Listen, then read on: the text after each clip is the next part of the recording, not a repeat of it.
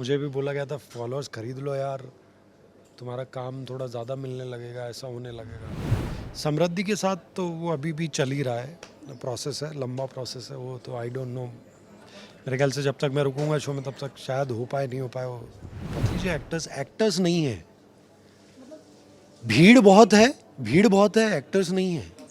Congratulations मैं कहूँगी आपको, क्योंकि इतने जल्दी लोगों का दिल जीतना एक अपने में ही एक टास्क होता है। क्या कहना चाहेंगे, ये रिश्ता में आप तो एकदम कमाल कर दिए। यार मैं इसमें पूरा क्रेडिट खुद नहीं ले सकता। राजन सर ने जो रोल ऑफर किया वो बहुत ही ब्रिलियंट रोल था अपने आप में, और उन्होंने कुछ ना कुछ सोच कर मुझे ये रोल अप्रोच किया। So I am thankful to him, thankful to star, thankful to all the creative team and writing team जिन्होंने इतना बेहतरीन तरीके से इसको लिखा है। और दूसरा एक जो पॉइंट था कि ये ऐसे मोमेंट पे एंटर हुआ ना शो में जहाँ पर एक ब्रीदिंग स्पेस चाहिए था। अबीरा अरमान का सेपरेशन, उसके बीच में एक ऐसा ब्रीदिंग स्पेस जहाँ पर अबीरा को एक कंफर्ट मिल सके, जो एक उसके ज़िंदगी का स्ट्रगल है वो कम हो सके, उसको एक रिलीफ मिले जीवन में। तो आई थिंक वो सारी चीज़ें बैंग ऑन हिट थी, तो लोगों को वही पसंद आया और वही चीज़ मिली जो देखना चाहते थे।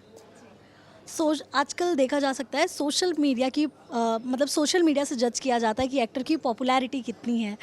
उस पर आपका क्या थॉट है? हाँ सही बात है, पॉपुलैरिटी बहुत होगी, लोग करते भी हैं, लोग के मिलियंस में फॉलोअर्स हैं, बट उसमें से खरीदे कितने हैं और अपने कितने हैं वो वाली बात है। अब आजकल तो खरीदना वाला भी थोड़ा सा कम हो गया है, मैंने सुना ऐसा। मुझे भी बोला गया था फॉलोअर्स खरीद लो यार, तुम्हारा काम थोड़ा ज़्यादा मिलने लगेगा, ऐसा होने लगेगा। पर सबका अपना अपना टेक है। जो जो आदमी एक्टर है, मुझे लगता है उसको एक्टिंग के बेसिस पे जज करेंगे तो ज़्यादा बेहतर होगा। सोशल मीडिया आदमी अगर एक्टिव ही नहीं है, उस पर कुछ डालता नहीं है, उसको उतनी उस चीज़ की समझ नहीं है, लेकिन अपने क्राफ्ट की बहुत अच्छी समझ है, तो ऐसे लोगों को अगर आप इग्नोर करते हो तो ये इंडस्ट्री का दुर्भाग्य है मेरे ख्याल से कि वो ऐसा कर रहे हैं। और आप उन लोगों को चांस दे रहे हो जिनको उस चीज़ की ज़रूरत ही नहीं है, या जिन लोगों को काम आता ही नहीं है, तो फिर आप अपने काम के साथ गद्दारी कर रहे हो। तो उसका कहीं ना कहीं रिपोक्रेशन आज नहीं मिलेगा तो आने वाले टाइम में मिलेगा, बिकॉज हर चीज़ का एक साइकिल है, वो कहीं ना कहीं आके आपके पास आता ही है। तो मुझे लगता है कि सोशल मीडिया का इम्पैक्ट अगर ज़्यादा है तो उस इम्पैक्ट का इस्तेमाल सोशल मीडिया पे ज़्यादा किया जाना चाहिए, बजाय यहाँ पे इंडस्ट्री में या एक्टिंग में। Because acting is a completely different field, जहाँ पे इन्फ्लुएंस जो आपके सोशल मीडिया का है वो काम नहीं आएगा। काम क्या आता है कि आपने कितना अच्छे से उस चीज़ को निभाया, कितना आपके राइटिंग में दम है, कितना वो कंटेंट जो आप बना रहे हो उसमें दम है। मेन वो चीज़ मैटर करती है। ऑल्सो राहुल जी, ऐसे कहा जाता है कि कितने भी साल आप काम कर लो, किस्मत जब चमकनी होती है तभी चमकती है। इस पे कितना बिलीव करते हो आप? बिल्कुल बिलीव करता हूँ। देखिए, किस्मत पे तो मैं शुरू से पहले शो से बिलीव करता हूँ। मैं आपको छोटा सा किस्सा बताऊंगा कि मुझे पहले शो में लिया गया था। पहले शो का नाम था कहानी चंद्रकांता की, और मुझे शो से निकाल दिया गया था। लेकर प्रोमो शूट किया मेरे साथ, मुझे बोला गया कि ये लड़का एक्टिंग तो छोड़ो, मार्क पे भी नहीं आ पाएगा ढंग से। तो मुझे ये बोलकर निकाला गया। फिर उस चीज़ को 1 महीने बाद तक उस पर कोई कंसिडरेशन नहीं, कुछ नहीं। बट अचानक से मुझे फ़ोन आता है कि आज तुझे महाबलेश्वर आना है, तू वही रोल कर रहा है जो कर रहा था पहले। तो मैंने बोला क्यों? बोला तू आ, फिर बताते हैं। वो दिन लकी दिन था मेरा कि मेरी देव साहब से भी मुलाकात हुई, देवानंद जी। तो मैंने उनके चरण स्पर्श किए, मैंने आशीर्वाद लिया। किसी मतलब जिनके साथ मुझे महाबलेश्वर जाना था वो देव साहब के ऑफिस में बैठे थे, देवानंद जी के ऑफिस में। तो वैसे उनसे मुलाकात हुई, उनका आशीर्वाद लिया, और उस एनर्जी के साथ मैं आगे बढ़ा। तो जब मैं पहुंचा वहाँ पर तो मुझे पता चला कि जो लीड था लड़का, उसके पापा को हार्ट अटैक आया था, इस वजह से उसको जाना पड़ा तुरंत। अब इस तरह से किस्मत काम करती है, जो कि बहुत ही कॉम्प्लेक्स है ये सिस्टम, मुझे नहीं समझ में आया। बट किस्मत का उस दिन समझ में आएगा कि जो आपके भाग्य का लिखा है वो माई का लाल कोई दुनिया का कितना भी पावरफुल आदमी आपसे नहीं ले जा सकता, ना ही वो ला के दे सकता। आप कितने ही बड़े बाप की औलाद हो, उससे कोई फ़र्क नहीं पड़ता। और ये एक नहीं, ये पहला किस्सा था। ऐसे कम से कम 10 किस्से मेरी ज़िंदगी के। तो भाग्य बहुत बड़ी चीज़ है, जब मिलना है तभी मिलेगा, आप लाख सर पैर पटक लो, आपको मेहनत, आपका जो कर्म है वो आपको बना के रखेगा चीज़ों में, वो वहाँ तक पहुँचाने की सीढ़ी दे देगा। भाग्य तब चमकता है जब आपकी मेहनत और कर्म आपके चलते जा रहे हैं और तुरंत फिर उसकी एंट्री होती है। तो तब जो कर्म और जो चीज़ें हैं वो आपको वहाँ लेकर जाता है जहाँ आप एक्सपेक्ट भी नहीं कर सकते। आपने इतना सोचा होता है, ऊपर वाला आपके बारे में इतना सोच रहा होता है। ये बहुत अलग तरह की साइंस है जो इंसानों में 90% लोगों के समझ में ही नहीं आती, और जिसको जिसको समझ में आ गई उस दिन वो छोड़ देता है। अब जाके मुझे समझ में आता है कि बहुत सारे भजन, बहुत सारी चीज़ें क्यों बनी हैं। हमारे साथ हैं रघुनाथ तो किस बात की चिंता, मतलब आदमी वहाँ पे जब छोड़ देता है तो फिर हो जाता है। तो यही भाग्य है। ये रिश्ता के लिए जब आपको अप्रोच किया गया था, आपको तो पता ही है इतना लेगेसी हो गई है शो की, सालों से चलता आ रहा है, तो आपके दिमाग में क्या था? क्योंकि कई बार हर एक एक्टर का हर प्रोडक्शन के साथ अपना एक एक्सपीरियंस होता है और हर एक चीज़ के दो साइड होते हैं, एक अच्छे एक बुरे। तो आपने बाहर से सुना भी होगा, कुछ ने अच्छा कहा होगा, कुछ ने कुछ अलग स्टोरी सुनाई होगी, तो आपके मन में जब आप काम के लिए आप तैयार हुए, आपके दिमाग में क्या चल रहा था? मैं आपको सच बात बताऊं, ये जितना भी पर्सपेक्टिव है तो बहुत अलग चीज़ है। मेरे साथ जो घटा वो बहुत ही अलग था। मैं राजन सर से एक दिन वो शायद कहीं काम से आ रहे थे और मैं जेट्टी पे था, तो वहाँ पर वो टकराए मुझसे। मैंने उनको हाय हेलो नमस्ते ग्रीट किया और सारी चीज़ें थी। तो उसके बाद जिस तरह से उन्होंने मुझे अप्रिशिएट किया है अपने काम के लिए, वो बोला यार तेरा काम मुझे बहुत अच्छा लगता है, you are a very good actor, I want to work with you. कोई प्रोड्यूसर आज तक के रिकॉर्ड में, मेरे किसी प्रोड्यूसर ने मुझे ये नहीं बोला, और उन्होंने सामने से ये चीज़ मुझे बोली है without even working with me. ये मेरे लिए बहुत बड़ी बात थी। और राजन सर जो कि लेजेंडरी प्रोड्यूसर हैं अभी टेलीविज़न के, तो मुझे लगता है ऐसे लोगों से अगर आपके लिए कुछ आए तो आपका कहीं ना कहीं एक चीज़ आपकी सक्सेसफुल हो जाती है कि आपने इतने सालों मेहनत की है। तो कोई रिकग्नाइज़ करने वाले लोग हैं जो कर रहे हैं, चाहे आप बहुत सारे अवार्ड्स आपके पास नहीं हो, चीज़ें नहीं हो, उससे कोई फ़र्क नहीं पड़ता, बट जो लोग उस चीज़ को रिकग्नाइज़ करने वाले हैं वो कर रहे हैं। That's how it started. फिर मेरा हाथ जब टूटा हुआ था बीच में तो वो ठीक हुआ। उसी के अगले दिन मैंने सोचा कि मैं सर को मैसेज करूंगा कि कुछ रहेगा तो बताना सर, मैं अभी ठीक हो गया हूँ। कट टू मैं जिम जा रहा था और वो मुझे मिल गए बीच में। मतलब कोइंसिडेंस देखिए आप। फिर वापस मैं भाग्य की बात करूँगा कि ये भाग्य का ही मिलान था कि वहाँ पे मिला, और मैंने उनसे कहा कि सर मैं आपके बारे में ही सोच रहा था कि मैं आपको मैसेज करूँगा, मैं बोलूँगा चीज़ों के लिए, और यहाँ पर ये हुआ। सो प्लीज़ डू कंसिडर, अगर कुछ अच्छा कुछ रहेगा मेरे लिए तो आपको पता है ज़्यादा, मैं क्या बताऊँ आपको। अगले ही दिन मुझे फ़ोन आ गया। अब केवल मेरा जो कंसर्न था वो ये था कि मैं कैमियोज़ नहीं करता हूँ। मेरे लिए कैमियो करना मतलब वो ये था कि पहली बार मैं करूँगा तो क्या एक्सपीरियंस होगा। बट ऐसा कोई नेगेटिव पॉइंट था ही नहीं कि ना बोलूँ। बट फिर भी मैंने थोड़ा टाइम लिया। फिर मेरी वाइफ ने मुझे बोला कि कितना क्या सोच रहे हो कैमियो के लिए, यार कैमियो ये रिश्ता में कर रहे हो तो कर लो, अगर ज़्यादा से ज़्यादा क्या होगा, ख़राब होगा तो ये एक्सपीरियंस ख़राब होगा ना, अगला अपने को ध्यान रहेगा कि अपने को नहीं करना है।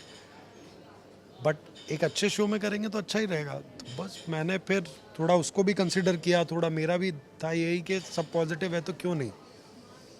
अब कट तो राजन सर का फ़ोन आ गया तो फिर मैंने बोला अब हाँ ही है, अब सर करते हैं चलो।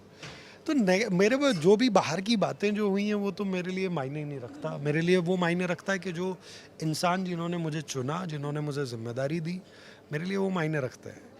सबका अपना इंडिविजुअल एक्सपीरियंस होता है सबके साथ, तो सबके अपने कर्म हैं अपने साथ, कौन कैसा क्या करता है उसके बिहाफ पे आपके एक्सपीरियंसेस होते हैं, और मेरे ख्याल से सबका अलग अलग है। तो आप डिसाइड नहीं कर सकते उसके बेसिस पे कि ये गलत है ये सही। आपके और समृद्धि के सीन्स जब आपकी वाइफ देखती है, उनका क्या रिएक्शन होता है? हाल फिलहाल तो कुछ ऐसा रिएक्शन है नहीं, तो मतलब ऐसा कोई रोमांटिकल एंगल है नहीं हमारा जो पैशनेट वाले सीन्स आए हैं, और वो देख चुकी हैं पिछले शोज़ में, तो उनको ज़्यादा कुछ फ़र्क अब नहीं पड़ता। पहले ज़रूर पड़ेगा बट अब नहीं पड़ता। अब वैसा फ़र्क नहीं पड़ता, वैसे रिएक्शन आते नहीं है जैसे पहले आते थे। पहले वाले थोड़े ज़्यादा हैवी रिएक्शंस हुआ करते थे। अच्छा, अब क्या होता है ना यार, जब आप प्रॉपर इंडस्ट्री से हो नहीं तो आपको पता नहीं है उन सब चीज़ों का कि इतना क्लोजली काम होता है, और ये होता है मतलब। बट आप किस तरह से उन चीज़ों को हैंडल करते हो, क्या करते हो, तो है, बट ठीक है। ऑल्सो कई तरह के इंसान होते हैं, कुछ ऐसे भी होते हैं जिन्हें जानना होता है कि उनकी खामियां क्या है, तो कोई उनकी लाइफ में एक बंदा ज़रूर होता है जिससे वो चाहते हैं कि वो खुलकर बोले कि मतलब मैं गलत क्या कर रहा हूँ या कर रही हूँ। आपकी लाइफ में कौन है वो जो मतलब खुलकर आपको आपकी गलतियाँ बताता है और आप उस पर काम करते हो? तो जितने मेरे परिवार वाले हैं सभी हैं, बोल देते हैं मुझे कि ये ख़राब है, ये चीज़ आप ले लो। अभी तो नेहा को भी जो चीज़ अच्छी नहीं लगती वो बोल देती है। उनका तो फ़िल्टर है ही नहीं उनका इस चीज़ में, तो बिल्कुल भी नहीं है, वो बता देती है मुझे। नेगेटिव में अभी कुछ नहीं, अभी तो सब चीज़ें अच्छी ही हैं, तो अच्छा ही बोला उन्होंने जो चीज़। बट उनका एक चीज़ का पॉइंट ये है, क्योंकि अभी सबसे करीबी वही हैं, वही रहती है मेरे साथ, तो सबसे करीबी होने के नाते उनका ये रहता है कि उनकी एक सबसे अच्छी बात ये है, उनको बीच का रास्ता पता नहीं है। या तो वो सीधा बोलती हैं, जो भी बोलती हैं, तो वो जो आएगा वो, या तो जो फील कर रही हैं अच्छा फील कर रही है तो अच्छा आएगा, बुरा फील कर रही है तो बुरा आएगा। वो बीच का बहुत बैलेंस्ड वर्जन जो मेरा होता है वो नहीं आता। तो वो एक्सपेक्टेशन मत रखिए आप उस चीज़ में, तो आपको ऑनेस्ट रिव्यू मिलता है बिल्कुल। तो मुझे अच्छा लगता है वहाँ पे। फिर मम्मी भी बता देती है, कुछ गाइडेंस चाहिए होता है तो चीज़ों का, बट मेजरली अभी वही हैं। और मुझे लगता है कि यार सबसे ज़्यादा आपका इंट्रोस्पेक्शन आपको खुद को करना ज़रूरी है। और मैं बहुत जगह गलत लगता हूँ, जिन चीज़ों को मुझे सुधारना होता है, तो वो कोशिश करते रहता हूँ मैं अपने लेवल पे। जब आपको आपने जैसे कहा कि जब आप कैमियो के लिए तैयार हो रहे थे, उस वक्त बहुत कुछ चल रहा होगा दिमाग में आपके, बट आपको कोई टाइम पीरियड बताया गया था कि 2 महीने 3 महीने कुछ बोला गया है? यार उनका ये कहना था कि आप मेंटली रेडी हो के आओ, कि 6-7 महीने हो सकता है, क्योंकि हमारे यहाँ जितने भी कैमियोज आते हैं वो 3-4 महीने के लिए आते हैं और 6-8 महीने रुक के जाते हैं। तो मैं तो उसी हिसाब से प्रिपेयर्ड भी था। और प्रिपेयर क्या, मैं देखो ज़्यादा उम्मीद अब लगाना छोड़ दिया मैंने चीज़ों से, कि बहुत सारी उम्मीद होगी, क्योंकि आजकल इंसान का भरोसा नहीं है। मैं शोज़ का क्या भरोसा करूं अपने लिए। और 3 महीने 4 महीने के लिए भी अगर बोला जाए, और 4 महीने भी आप अच्छा काम करके जा रहे हो, तो मुझे लगता है कि इट्स फेयर अनफ। 4 महीने तो शो भी नहीं चल रहे आजकल, तो अगर 4 महीने आप अच्छा कैमियो करके लोगों का इतना प्यार जीत के, दिल जीत के जा रहे हो, तो मेरे लिए तो सोने पे सुहागा वाली चीज़ रहेगी। और क्या। ये रिश्ता के सेट पर आपका पहला दिन कैसा था? पहला दिन थोड़ा सा हेक्टिक था। हेक्टिक से ज़्यादा थोड़ा सा ऐसा हो गया था कि कुछ एक कैरेक्टर का इनिशियल ब्रीफ जो था वो बड़ा स्ट्रिक्ट हो गया था, तो वो थोड़ा जो चेंज हुआ उसको एक्सेप्ट करने में थोड़ा टाइम लग गया, क्योंकि मैं ब्रीफिंग कुछ और ही सोच के आया था और वहाँ पे थोड़ा कुछ चेंज हुई थी चीज़ें, तो वो थोड़ा फ्रेमवर्क करने में थोड़ा टाइम लग गया। और काफ़ी सारी चीज़ें थी जो मुझे मेंटली वर्कअप करने में थोड़ा सा 1-2 दिन का समय लगा उसको, बट बाद में फिर हो गया वो चीज़। बट पहला दिन डेफिनेटली थोड़ा सा टफ था। सबके साथ बॉन्ड बनाने में कितना टाइम लगा? कैब्स के साथ ज़्यादा टाइम नहीं लगा मुझे, मुश्किल से 15 दिन। कैब्स और विद्या जी के साथ में ज़्यादा टाइम नहीं लगा। समृद्धि के साथ तो वो अभी भी चल ही रहा है, प्रोसेस है, लंबा प्रोसेस है वो, तो आई डोंट नो। मेरे ख्याल से जब तक मैं रुकूंगा शो में तब तक शायद हो पाए, नहीं हो पाए, वो पता नहीं। रोहित के साथ हम शूट ही नहीं कर रहे थे आज साथ में, तो मेरे ख्याल से इसीलिए वो 1-1.5 महीना लग गया। साथ कर रहे होते तो मेरे ख्याल से 1-1.5 महीने में तो हमने पूरा अच्छा खासा मस्ती मजाक कर लिया होता। तो अच्छा है, गीतांजलि वगैरह से भी मेरी बातचीत है। शूट नहीं करते हम लोग, बट बातचीत, बैठना बैठना। दादू जो बने हैं वो सुशील जी, उनके साथ तो मैंने शो किया है, मेरे दादू बने थे वो, तो उनके साथ मेरा अच्छा बॉन्ड ऑलरेडी है। तो मुझे बहुत अच्छा लगा था जब वो शो में है। तो ऐसे करके सबसे कहीं ना कहीं, सिकंदर सर, फिर बाकी के अपना जितने भी बाकी कास्ट है, कियरा, क्रिश और अपना प्रिया जी, प्रीति जी, मनीषा जी, एवरीवन, उनके साथ में सब बहुत अच्छा। जब भी वो शूट करते तो हम बहुत फन करते सेट पे। So overall I like about that, about the whole crew and cast, कि बहुत लाइट है, मज़ा आता है। शो से जुड़ने के बाद ऐसा लग रहा है कि करियर में कुछ बदलाव आया है आपको फील हुआ ऐसा? यार करियर में बदलाव जैसा तो मुझे कुछ फील नहीं हुआ, बट हाँ ये है कि आप इतने अच्छे शो के पार्ट होते हो तो आपको अच्छा लग रहा है, आपके बारे में ज़्यादा बात हो रही है इंडस्ट्री में, लोग ज़्यादा नोटिस करने लगे हैं आपको, पहले नोटिस नहीं कर रहे थे, जबकि आप शोज़ वैसे ही कर रहे हो, चीज़ें वैसे ही कर रहे हो, काम वैसा ही कर रहे हो, कुछ बहुत अलग आपने नहीं किया। हाँ, थोड़ी मैच्योरिटी आ गई है काम में, चीज़ें अलग हो गई, बट ओवरऑल वही है। लेकिन हाँ, लोगों के नोटिस में ज़्यादा आने लगे हो, क्योंकि लोग अचानक से उनको ये नोटिस होने लगा ना कि यार ये आदमी आया, इसने 1 महीने 2 महीने में ऐसा क्या कर दिया कि इतना ज़्यादा बात हो रही है इसके बारे में। सो अब कुछ वो एक लिस्ट भी निकलती है वहाँ पे एक्टर्स की, पॉपुलर एक्टर, और ये उसमें 6 नंबर पे मुझे टैग कर दिया जाता है, और तो बड़ा अच्छा लगता है ये सब ना, बड़ा वो खेल खेल वाला लगता है मुझे, बड़ा ही लगता है। अच्छा नंबर 1 आ गए, अच्छा नंबर 2 आ गए, नंबर 6 आ गए, अच्छा। तो हर हफ्ते का कुछ ना कुछ चलते रहता है, इससे एक एंटरटेनमेंट बना रहता है अपनी ज़िंदगी का, और क्या। ऑल्सो राहुल जी, जब नोटिस नहीं किया जाता था तब आपको फ़र्क कितना पड़ता था? यार मैं सच बताऊं, पहले मुझे बहुत फ़र्क पड़ता था शुरू में, फिर बाद में ना ऐसी चीज़ें हो गई कि मुझे आप अवार्ड फंक्शन में बुला रहे हो, नहीं बुला रहे हो, चीज़ें कर रहे हो, नहीं कर रहे हो, आप मुझे रैंकिंग में रख रहे हो, नहीं रख रहे हो, मुझे उससे फ़र्क पड़ना ही बंद हो गया, क्योंकि आपने अच्छे अच्छे शोज़ को इग्नोर कर दिया। काल भैरव जैसा शो इग्नोर नहीं होना चाहिए था, वो one of the best shows है अभी तक भी इंडस्ट्री में, जो सस्पेंस थ्रिलर्स बने हैं उनमें, इतने पिछले 10 साल में तो जो मैंने देखे शोज़, और आपने उस जैसे शो को इग्नोर किया, तो काफ़ी सारी चीज़ें बहुत डिसहार्टनिंग होती हैं। तो मुझे फिर उसके बाद फ़र्क पड़ना बंद हो गया, मैं बोला तुमको देना है दो, नहीं देना मत दो, मैं मेरा काम करते रहूँगा। फिर वही भाग्य वाली बात जो है, जिस दिन रिकग्नाइज होना होगा, वो मैं चाहे कुछ नहीं भी कर रहा हूँगा तो भी मैं रिकग्नाइज होके, और एकदम ऐसा हो जाएगा कि यार क्या काम करते हो आप यार, मतलब मज़ा आ गया देख के। तो मज़ा तो बहुत पहले से दे रहे हैं हम, आपने अब लिया है, हम क्या करें उसमें, ये मेरा मानना है। ऑफ कैमरा किसके साथ ज़्यादा आपकी बातचीत होती है जिनके साथ शूट भी नहीं होता है? एंड अगर मैं रोहित और समृद्धि की बात करूँ तो बहुत, क्योंकि जितने उनके को स्टार से पूछा गया, सबने कहा कि बहुत ही सुलझे हुए दोनों और बहुत जल्दी कॉपरेट करते हैं, मतलब जो कोई नया आता है तो उसको सपोर्ट भी करते हैं। सो क्या कहना आपका इस पे? हाँ, बिल्कुल सही बात है, इसमें कुछ दोहराई है ही नहीं, और दोनों अच्छे हैं दोनों। रोहित के साथ तो, रोहित जयपुर का ही है, तो डेफिनेटली हमारी बॉन्डिंग वैसी थी, मारवाड़ी, हम ढूंढाड़ी में बात कर रहे थे, अपनी भाषा में बात करना चालू कर दिया, और उसको बहुत अच्छी आती है, तो मुझे बहुत अच्छा लगा सुन के, क्योंकि मुझे भी बहुत अच्छी आती है, तो हम लोग उसी बारे में बात कर रहे थे, थोड़ा अच्छी बातें हुई हमारी, तो वो एक अच्छा रहा कॉन्वर्सेशन। फिर देन समृद्धि के साथ भी कुछ बातचीत हुई है, तो उन्होंने सामने से ही बोला कि मुझे थोड़ा टाइम लगता है चीज़ों में खुलने में, बातें करने में, तो आप थोड़ा सा वो कर लेते हैं, मुझसे नहीं हो पाता, तो I understand that part also, तो ठीक है, इट्स ओके, मतलब काम वो अच्छा कर रही है, मेन वो मायने रखता है।